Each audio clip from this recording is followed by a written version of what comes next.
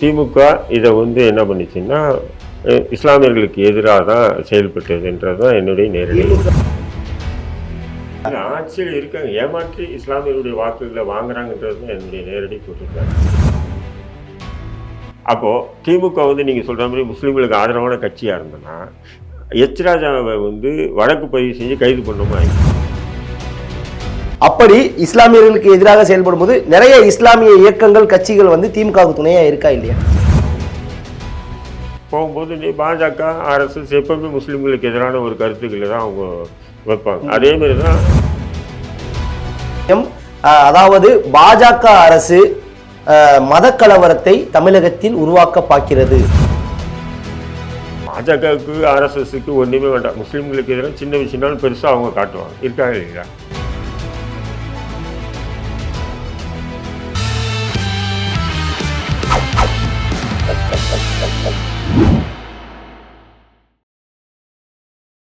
GeM தொலைக்காட்சி நேயர்களுக்கு வணக்கம். இன்றைய சிறப்பு நேர்காணலில் நம்மளுடன் இந்திய தேசிய லீக் கட்சியிலிருந்து திரு தடா ரஹீம் அவர்கள் வந்துள்ளார். அவரிடம் அரசியல் சார்ந்த பல கேள்விகளை முன்வைப்போம். சார் வணக்கம். வாங்க. எப்படி இருக்கீங்க சார்? நல்லா இருக்கேன் சார். இப்போ சமீபத்தில் நடந்த இந்த திருப்பரங்குன்றம் தீப விவகாரத்தை பற்றி என்ன நினைக்கிறீங்க? நான் என்ன சொல்கிறேன், திமுக ஆரம்பத்திலே இதில் பிரச்சனையை உருவாக்கியிருக்கு.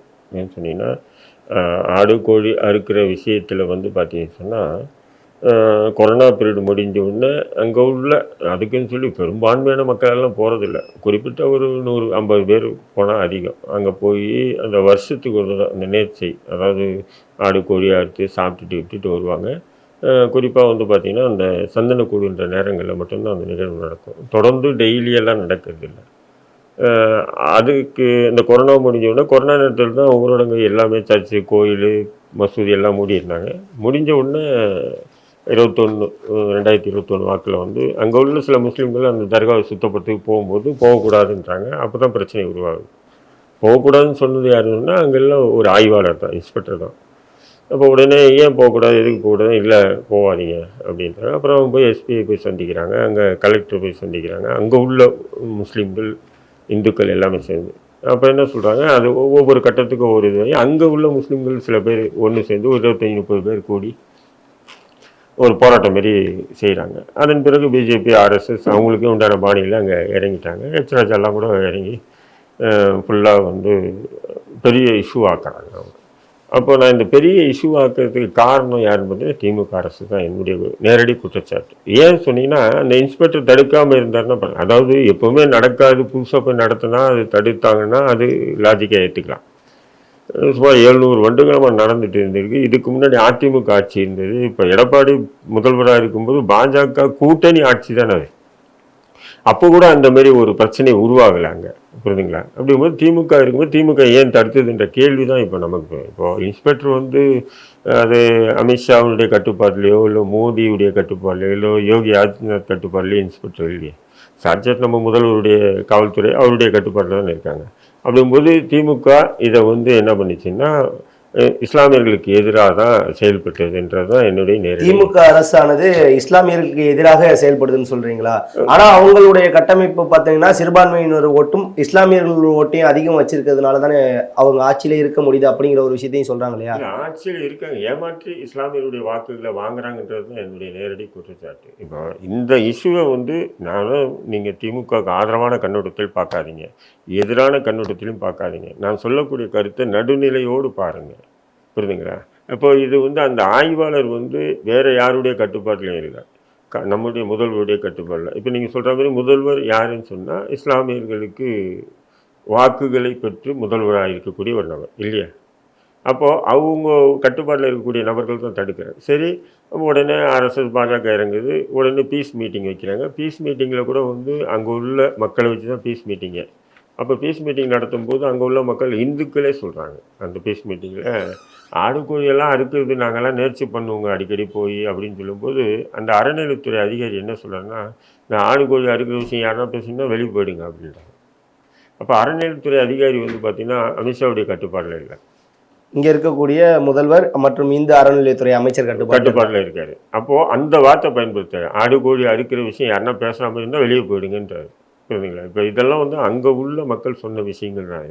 இப்போ அடுத்தது என்ன ஆகுதுன்னா நீதிமன்றம்.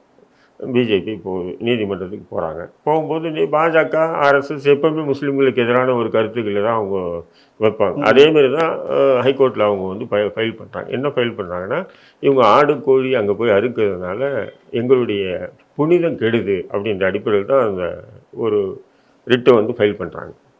அப்போது ரிட்டு ஃபைல் பண்ணும்போது அரசு தரப்பு வழக்கறிஞர் யார், தமிழக அரசு தரப்பு வழக்கறிஞர் என்ன சொல்லணும்னு சொன்னால், நீதிபதி கேட்குறாரு, என்னங்க இதேமாரி புனிதம் கெடுதுன்றாங்க, நீங்கள் என்ன நடவடிக்கை எடுத்தீங்க அரசுக்கு, அதான் நீதிபதி கேட்பார். ஆமாம், இப்போ இவங்க புகாராக சொன்னாங்கன்னா அந்த புகாரை உள்வாங்கி விசாரிப்பாங்க. நீதிபதி வந்து அரசு தரப்பு வழக்கறிஞர்கிட்ட கேட்பார். அப்போ அரசு தரப்பு வழக்கறிஞர் என்ன சொல்லணும்னு சொன்னால், இல்லைங்க அது காலங்காலமாக நடந்துட்டு வருது, ஒரு கிரிக்கே அவங்களுடைய இது மத சம்பந்தமான விஷயம், அதில் அரசு தலையிட முடியாது அப்படின்னு சொன்னாங்கன்னா அது நடுநிலையானது, முஸ்லீமுக்கு ஆதரவாக இல்லை, காலகாலமாக நடந்துட்டு வருது அப்படின்றது தகவல் சொல்லணும். அதை சொல்லாமல் அரசு தரப்பு வழக்கறிஞர் என்ன சொல்கிறாருன்னா, இந்த ஆடு கோழி அறுக்கிற விஷயமா இது வரையும் 18 பேரை நாங்கள் கைது பண்ணி சிறையில் போட்டிருக்கோம்.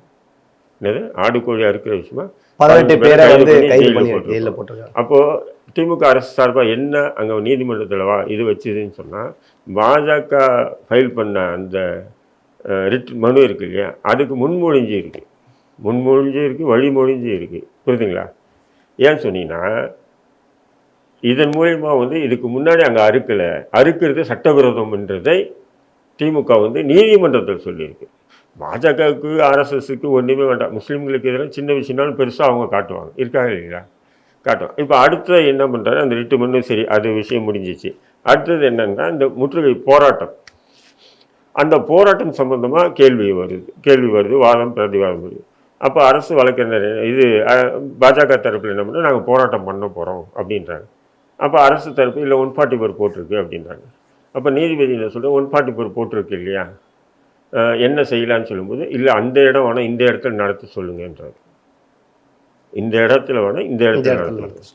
அப்போ நீதிபதி கேட்குற 144 போட்டிருக்குன்னு நீங்கள் தான் சொல்கிறீங்க, அப்போ இந்த இடம் வேணால் இந்த இடத்துல நடத்துங்கன்னா அப்போ 144 என்னன்னு கேள்வி எழுப்புறாரு. புரியுதுங்களா உங்களுக்கு? புரியுது. 144 என்பது 2 பேரோ 4 பேரோ கூடவே கூடாது இல்லைங்களா? கண்டிப்பாக. அப்போது நீதிபதியே வந்து அது இப்போதைக்கு 144 போட்டிருக்கு, 144 முடிஞ்ச உடனே நீங்கள் நடத்துங்கன்னு தீர்ப்பு சொல்கிறது நிலையில் தான் இருந்தார். ஆனால் தமிழக அரசு வழக்கறிஞர் என்ன சொல்கிறாருன்னா, இந்த இடத்துல வேணால் இந்த இடத்துல நடத்த சொல்லுங்கள். அப்போது ஒரு படி மேலே போய் நீதிபதியே கேட்குறாரு, என்ன என்ன நீங்களே பதில் சொல்கிறீங்க, எஸ்பியை போய் கான்டாக்ட் பண்ணுங்கள், போலீஸை கான்டாக்ட் பண்ணுங்கள், கலெக்டரை பேசுங்க, அதன் பிறகு வந்து நீதிமன்றத்தில் சொல்லுங்கள், நான் அவர்கிட்ட பாஸ் ஓவர் பண்ணுறேன் அப்படின்னு. இல்லை பாஸ் ஓவர் பண்ணாதீங்க, அவங்களுக்கு இந்த இடம் வேணால் இந்த இடத்துல அனுமதி கொடுங்க, இந்த இடம் வேணால் இந்த இடத்துல அனுமதி கொடுங்கன்னு சொல்லிட்டு யார் சொன்னது? திமுக அரசு வழக்கறிஞர். அவர் யாருன்னா சாச்சா ஜின்னா தான், முஸ்லீம் தான் தெரியும். அப்போ முஸ்லீம் ஜின்னா சொல்கிறாருன்னா அவர் தன்னிச்சே சொல்ல முடியாது. முதல்வர், அறநிலையத்துறை அமைச்சர், சட்டம் எல்லாமே சேர்ந்து சொல்லி அவர் நீதிமன்றத்தில் சொல்கிறார் இல்லைங்களா?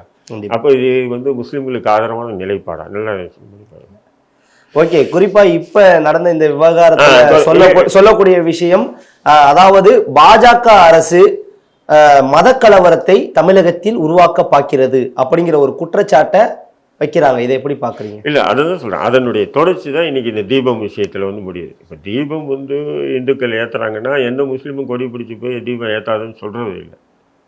ஏன்னா எல்லா இடத்துலையுமே வந்து இப்போ பெரும்பான்மையாக முஸ்லீம் ஆளக்கூடிய இப்போது இந்த ஓட்டை, தாசமகான் இந்த பகுதியில் கூட நிறைய இந்து மக்கள் வந்து திருப்பதி கொடைக்கும் ஐயப்பன் சாமிக்கும் எல்லாமே முஸ்லீம் தெருக்கள்லேயே வந்து அவங்க நடத்திட்டு தான் இருக்காங்க, நடந்துட்டு தான் இருக்குது, எந்த பிரச்சனையுமே இல்லை. புரிஞ்சுங்களா உங்களுக்கு? ஆனால் இங்கே தீபம் ஏற்றுவது காலங்காலமாக ஒரு 100 ஆண்டுகளுக்கு முன்னாடி எங்கே ஏற்றிட்டு இருந்தாங்களோ அந்த உச்சி பிள்ளையார் கோயில் அங்கே தான் ஏற்றணுன்றது அறநிலையத்துறை அரசினுடைய முடிவு. ஆனால் பாஜக ஆர்எஸ்எஸ் வந்து இல்லை இந்த தர்காக்கு அருகாமையில் இருக்கக்கூடிய தீபத்துண்டு அதில் தான் ஏற்றுவோம் அப்படின்னு சொல்லிட்டு அவங்களுடைய வாதம். அப்போது சரி, இந்த வாதம் இந்த பிரதிவாதம் இப்போது கிளம்புறதுக்கு அவசியம் இல்லை. இதுக்கு முன்னாடி எந்த ஆட்சியும் இப்படி ஒரு பிரச்சனை உருவாகிறது இல்லை. புரியுதுங்களா உங்களுக்கு? புரியுது. அப்போ திமுக ஆளும்போது தான் இந்த பிரச்சனை அவங்களும் எடுக்கிறாங்க. ஏன்னு சொன்னால் திமுக ஆண்டுகிட்டு இருக்கும்போது இந்த பிரச்சனையை எடுத்தால் தான் நம்ம சக்ஸஸ் பண்ணலாம். ஏன்னு சொன்னால் எஸ் ராஜா பாஜக ஆர்எஸ்எஸ்னுடைய ஒரு திட்டமே என்னன்னு சொன்னால், அங்கே நின்றுட்டு திமுக இந்துக்களுக்கு துரோகின்னு சொன்னால் திமுக உடனே நமக்கு ஆதரவாக சப்போர்ட் பண்ணுவாங்கன்றது தெரிஞ்சுக்கிட்டாங்க. இது பல விஷயங்கள் நான் மேற்கோள் காட்டுவேன். அந்த மாதிரி தான் இப்போ போய் அவங்க அந்த கோஷம் எழுப்பி நீதிமன்றம் போகிறாங்க. நீதிமன்றம் ஜிஆர் சாமிநாதனுடைய தீர்ப்பு பார்த்தீங்கன்னா முழுக்க சட்டவிரோதமானதுன்னு சொல்லலாம் என்னுடைய பார்வையில். ஏன்னு சொன்னீங்கன்னா, எப்போவுமே நீதி அரசர்கள் தீர்ப்பு வழங்குவாங்க. சாட்சிகள் ஆதாரங்கள் வேணும். சாட்சிகளும் இல்லாமல் ஆதாரமும் இல்லாமல் தீர்ப்பு சொல்லக்கூடாது. அவருக்கே நல்லா தெரியும் குற்றவாளியாக நிற்கக்கூடிய இந்த நபர் கொலை பண்ணது நம்மளே பார்த்துருக்கோம். இருந்தாலும் சாட்சி ஆதாரம் இல்லைன்னா அவர் தண்டனை கொடுக்க முடியாது. அப்படி அவனுக்கு தண்டனை வாங்கி கொடுக்கணும்னு நீதிபதி நினச்சார்னா தன்னுடைய நீதிபதி கவனத்துக்கு வீசிட்டு சாதாரண நபராக கூண்டில் நின்று சாட்சி சொன்னால் தான் அவனுக்கு தண்டனை வாங்கி கொடுக்குமே தவிர நம்ம தான் பார்த்தோம் இவன் தானே கொலை பண்ணான் இவனுக்கு தண்டனை கொடுப்போன்னு கொடுக்க முடியாது நீதிபதி. இருக்கா இல்லைங்களா? ரெண்டாவது நீதி தேவதனுடைய கண்கள் எதுக்கு மூடப்பட்டிருக்கு? நமக்கு முன்னாடி நிற்கிற ஆண்டியை அரசனன்னு பார்க்கக்கூடாது, சிறுபான்மையை பெரும்பான்மையை பார்க்க, அதுதான் நீதி தேவதைன்னு. அப்போ அப்படி ஒரு நீதி பரிபாலனம் இருக்கும் பொழுது 100 ஆண்டுகளுக்கு முன்னாடி ஏற்றலை அது வேறு விஷயம். இப்போ ஏற்றட்டும் அப்படின்னு சொல்கிறது தன்னிச்சையான அவருடைய மனசாட்சியின் அடிப்படையில் சொன்னால் தீர்ப்பாக. ஓகே, அந்த தீபத்துன்னு கூறப்பட்ட ஒரு விஷயம் இங்க இருக்க வட்டாட்சியர் என்ன சொன்னா அது நில அளவுக்கான ஒரு கல் அப்படிங்கிறது மாதிரியான விஷயத்தை இல்லை, அது நம்ம அந்த எக்ஸ்ட்ரீமாக அந்த விஷயத்துக்கு போக வேண்டாம். நில அளவை கல் இல்லை 100 வருஷத்துக்கு முன்னாடி ஏற்றினாங்க, 200 வருஷத்துக்கு முன்னாடி ஏற்றினாங்க, 2ஆம் உலகப் போருக்கு முன்னாடி ஏற்றினாங்க, பின்னாடி ஏற்றினாங்க, ஆங்கிலேயர் ஆட்சி காலத்தில் ஏற்றலை, அதன் இப்படி ஒரு விவாதம் அது ஒரு பக்கம் போயிட்டு இருக்கு. நம்ம அதுக்குள்ளே போக வேண்டாம். நான் என்ன சொல்கிறேன், ஏற்றுறேன்னு சொன்னால் எங்கே ஏற்றிக்கலாம். ஆனால் இது தர்காவுக்கு அருகாமையில் இருக்குது. சரி, இந்த தர்காவுக்கு அருகாமையில் இருக்கிற கல்லில் ஏன் இவங்க ஏற்றக்கூடாது முஸ்லீம் எதிர்ப்பு தெரிவிக்கிறாங்க அப்படின்னா, ஏன்னா எச் ராஜா அங்கே நின்றுட்டு சொல்கிறாரு. என்ன சொல்கிறாரு அந்த ஆர்ப்பாட்டத்தில், ரீலோகேட் திஸ் தர்காவை ரீலோகேட் பண்ணுங்கள், இடமாற்றம் செய்யுங்க. அதாவது ஒரு குறிப்பிட்ட மக்கள் வணங்கக்கூடிய வணக்க வழிபாட்டு தலத்தை அங்கேருந்து இடம் பெயர்த்து வேறு இடத்துல வைங்க அப்படின்னு சொல்கிறது எவ்வளோ பெரிய சட்டவிரோதமான செயலாக இல்லையா? சொல்லுங்கள். கண்டிப்பாக. அப்போது திமுக நீங்கள் சொல்கிற மாதிரி முஸ்லீம்களுக்கு ஆதரவான கட்சியாக இருந்தனா எச் ராஜாவை வழக்கு பதிவு செஞ்சு கைது பண்ணோமா இல்லையா? கண்டிப்பாக பண்ணணும். பண்ணிச்சா கைது? இல்லை இல்லை. கடேஸ்வரனும் அப்படி தான் சொல்கிறாரு, அங்கேருந்து இடமாற்றம் செய்யணும் தர்காவை. அப்போது இவங்க ஏற்கனவே அந்த தர்காவை உடைக்கணும் அப்படின்றது ஒரு திட்டம் இருக்குது, ஆர்எஸ்எஸ் பாஜகவுடைய அஜெண்டா இருக்கும்போது இப்போ அந்த தர்காவுக்கு அருகாமையில் இருக்க அந்த தூரில் தான் ஏற்றணும்னு நீதித்துறை இவங்களும் சொல்கிறது நிச்சயம் அங்கே ஒரு சட்டம் ஒழுங்கு பிரச்சனை உருவாகும். இப்போது வரல. இப்போது இந்த வாதம் பிரதிவாதத்தில் எதுலையுமே முஸ்லீம்கள் உள்ளவே வரல.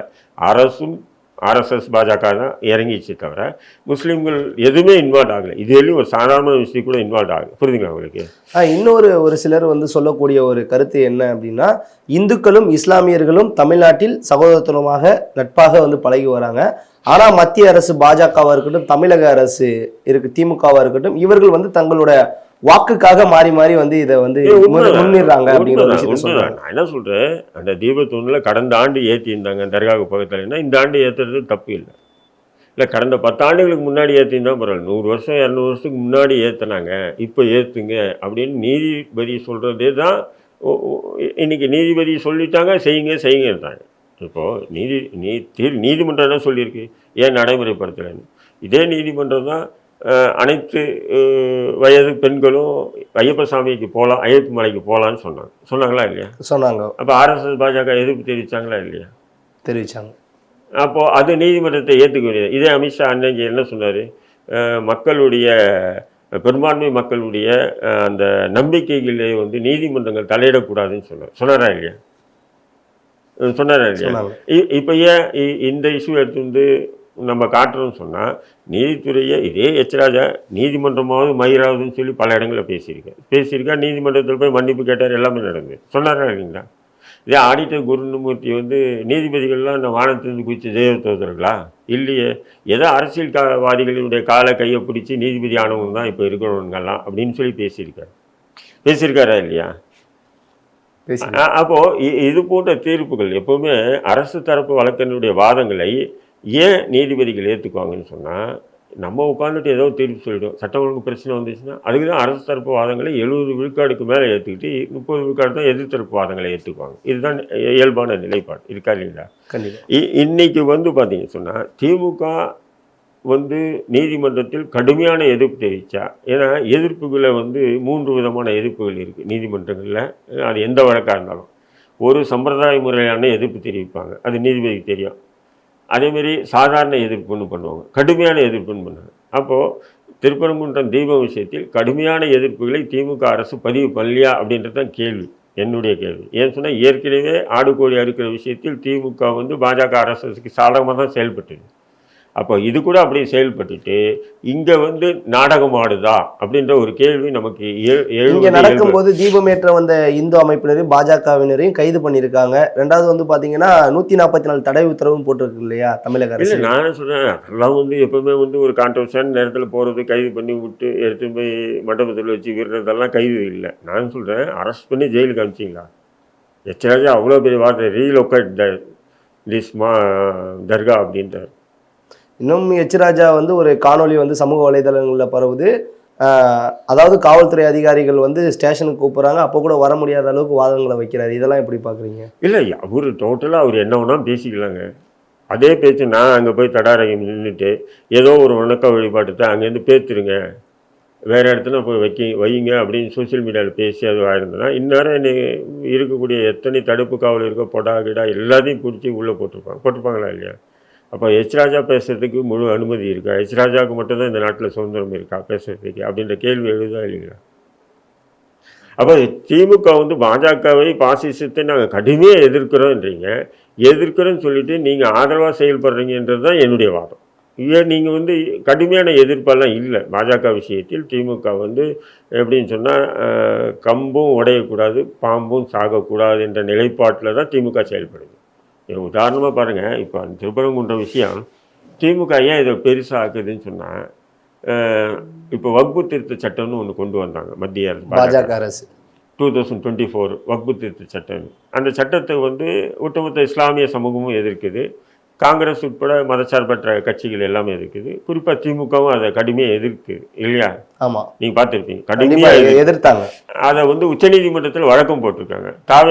விஜய் கட்சி சார்பாக கூட உச்சநீதிமன்றத்தில் வழக்கு போட்டிருக்காங்க இல்லைங்களா? கண்டிப்பாக எல்லாமே வழக்கு போட்டிருக்காங்க. அப்போது ஒரு பக்கம் நீங்கள் கடுமையாக எதிர்த்தீங்க, தமிழ்நாடு முழுக்க பிரச்சாரம் பண்ணீங்க, வக்பு திருத்த சட்ட மசோதா வந்து இது ஒரு பாசிச சித்தாந்தம். நீங்கள் பாஜக கொண்டு வந்த வக்பு திருத்த சட்ட மசோதா வந்து உண்மையிலே ஒரு பாசிச சித்தாந்தத்தோடு தான் கொண்டு வந்தப்பட்டது, அது எந்த மாற்று கருத்து இல்லை. சரி, இவங்கெல்லாம் இப்படி எதிர்க்கிறாங்களே, ஒரு அரசியல் கட்சி ஆளும் கட்சியே இப்படி எதிர்க்குதுன்னு சொல்லி சந்தோஷப்படும் போது நீங்கள் என்ன பண்ணுறீங்க? இங்கே ஒரு பக்கம் திருப்பரங்குன்றம் தீபம் விஷயத்தில் தீயாக பரவுது, வாதங்கள் விவாதங்கள் டிவி சோசியல் மீடியாவில் ஃபுல்லாக. நீங்கள் சைலண்ட்டாக தமிழ்நாட்டில் அதை அமல்படுத்திட்டீங்க. இதே முதல்வர் செப்டம்பர் 9வது மாதம் செப்டம்பர் மாதம் 25ஆம் ஏதோ சொல்கிறார், ஒரு இது கொடுக்குறாரு, உச்சநீதிமன்றத்தில் வக்பு திருத்த சட்ட மசோதா அப்பீலில் இருக்குது, அது தீர்ப்பு வரவில்லையும் தமிழ்நாட்டில் நாங்கள் அமல்படுத்த மாட்டோம்னு சொல்லி உத்தரவாதம் கொடுக்குறாரு. அமைச்சர் நாசர் சிறுபான்மை மற்றும் வெளியுறவுத்துறை அமைச்சராக அவர் ஒரு அறிக்கையை கொடுக்குறாரு. அவர் என்ன சொல்கிறாருன்னா, உச்சநீதிமன்ற தீர்ப்பு வரவில்லையும் நாங்கள் இந்த அமல்படுத்த மாட்டோம், இந்த கொடிய சட்டத்தை அமல்படுத்த மாட்டோம் அப்படின்றார். சொல்லிவிட்டு இங்கே ஒரு பக்கம் திருப்பரங்குன்றம் தீபம் விஷயம் பிரச்சனை நடந்துக்கிட்டே இருக்கும்போது இங்கே தமிழ்நாட்டில் அமல்படுத்திட்டாங்க வக்புவாரி சட்டத்தை. வக்புவாரி சட்டத்தில் ஏன் இந்த இரட்டை வேடம் திமுகவுக்கு?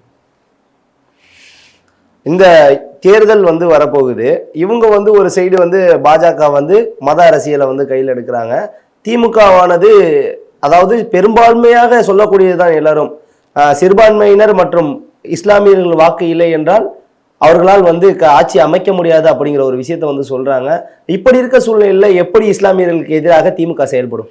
ஏன் சொன்னால் இந்த மாதிரி இஷ்யூவை பேச விட்டாவே இப்போ பொது தளத்தில் நீங்கள் பார்ப்பீங்க, திமுக வந்து சிறப்பாக செயல்பட்டு இந்த தீபம் விஷயத்தை சிறப்பாக செயல்பட்டு இஸ்லாமியர்களுக்கு ஆதரவாக நடந்தது அப்படின்னு சொல்லி சில இஸ்லாமியர்களும் சில திமுக மற்றும் திமுக கூட்டணி கட்சி தலைவர்களும் அப்படி தானே ஒரு பேசு பொருளாக இருக்கு. இப்போது இவர் சொன்னார், யார், நம்ம திமுக கூட்டணியில் இருக்கக்கூடிய முக்கிய கட்சியான விடுதலை சிறுத்தை கட்சியினுடைய தலைவர் அண்ணன் திருமாவளவன் சொல்கிறார். என்ன சொல்கிறாரு?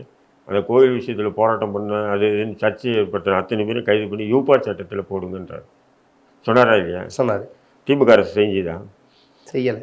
அப்போ கூட்டணியில் இருக்கக்கூடிய ஒரு தலைவர் சொல்லியே அது கேட்கல. அதே நேரத்தில் இது எதுக்காக இந்த கூட்டணி கட்சி இப்படி சொல்லுதுன்னா, நாளைக்கு மறுபடியும் இஸ்லாமியர்கள்கிட்ட வாக்கு கேட்க வரும்போது அந்த விஷயத்துக்கு அண்ணன் தாண்டா கடுமையாக எதிர்ப்பு தெரிவித்தார்.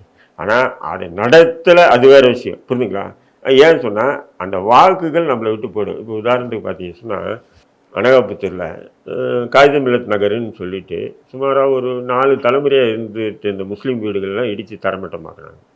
2-3 புல்டோசர் ஒரே நேரத்தில் கொண்டு வந்து இடிச்சு கேட்டான்னா ஆக்கிரமிக்கப்பட்ட இடம்னாங்க. ஆக்கிரமிக்கப்பட்ட இடம்னா 4-5 தலைமுறையாக இருக்காங்க. சரி, 2028 வரையிலையும் வீட்டு வரி கட்டியிருக்காங்க. இது தாம்பரம் மாநகராட்சிக்கு.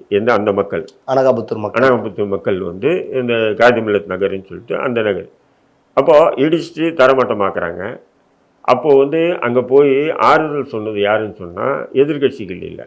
திமுக கூட்டணியில் இருக்கக்கூடிய விடுதலை சிறுத்தைகள், கம்யூனிஸ்டுகள், முஸ்லீம் அமைப்புகள் தான் அங்கே போய் பாதிக்கப்பட்ட மக்கள்கிட்ட போய் ஆறுதல் சொல்கிறாங்க. அந்த மக்கள் வந்து இவங்க வந்திருக்காங்க, எதுனா நிவாரணம் வழங்குவாங்க, நமக்கு நீதி வழங்குவாங்க அப்படின்னு சொல்லி போகிறாங்க. ஆனால் நீங்கள் போய் அங்கே போய் அந்த மக்களை சண்டைப்படுத்த வேண்டியதில்லை. நீங்கள் போய் முதல்வரை சந்திச்சு, நமக்கு ஓட்டு போட்ட மக்கள் யாவனுங்க, அவங்க வீட போய் இடிக்கிற லூசாயா நீன்னு சொல்லிட்டு முதல்வரை புடரில் அடித்து கேட்கணுமா இல்லையா? அதை விட்டுட்டு இங்கே பாதிக்கப்பட்ட மக்கள் அழுதுட்டு இருக்கக்கூடிய ஒப்பாரி வச்சுட்டு இருக்க மக்கள்கிட்ட போய் நீங்கள் அரசியல் பண்ணுறீங்கன்னா எவ்வளோ பெரிய அயோக்கியத்தனம் இது சொல்லுங்க.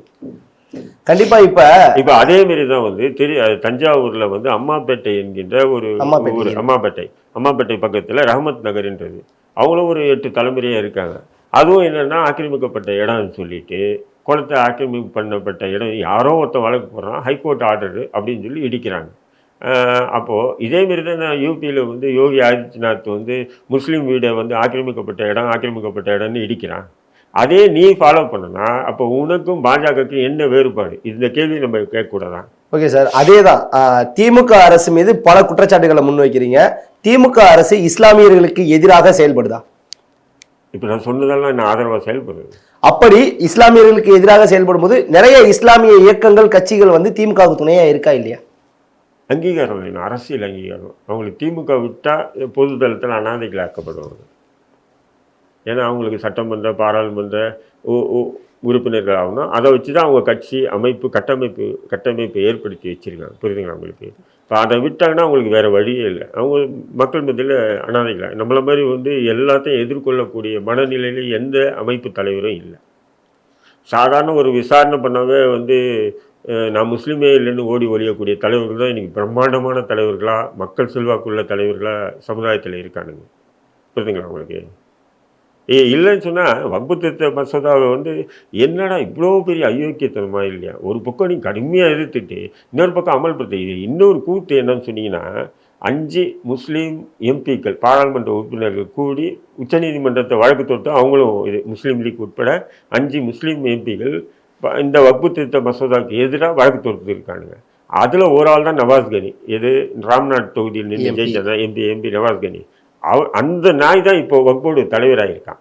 இந்த உமீத் என்கின்ற இந்த வக்பு திருத்த சட்ட மசோதாவுக்கு ஆதரவான முறையில் அவன் வக்போர்டு தலைவராக இருக்கான். எவ்வளோ சமூகத்தை ஏமாத்துறானுங்க பாருங்க.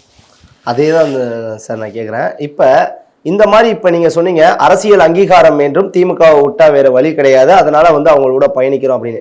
அப்படி அரசியல் ஆதாயம் தேடிக்கொண்டு சொந்த சமூகத்துக்கே வந்து துரோகம் விளைவிக்கக்கூடிய ஒரு செயலெல்லாம் செய்கிறாங்க அப்படின்னு நீங்களே சொல்கிறீங்க. இதை எப்படி பார்க்குறீங்க?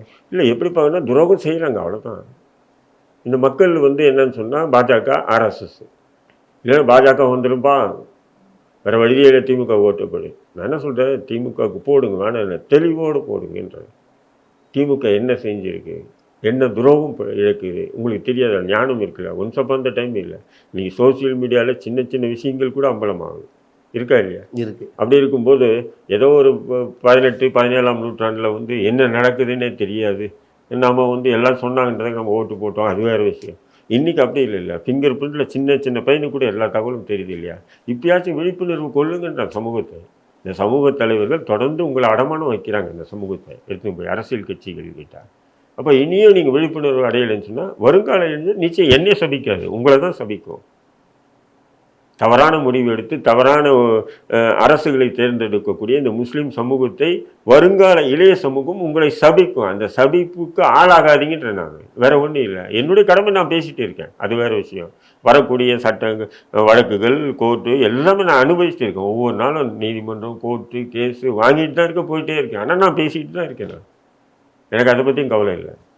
ஓகே, இஸ்லாமியர்கள் நிறைய கட்சிகள் இருக்குது, குறிப்பாக அதிமுக இருக்கிறது, காங்கிரஸ் இருக்கிறது, இந்த மாதிரி நிறைய கட்சிகள் இருக்கும்போது திமுகவை சார்ந்து ஏன் அதிக பேர் வந்து ஏன்னா இங்கே தமிழ்நாட்டில் திமுக தாங்க.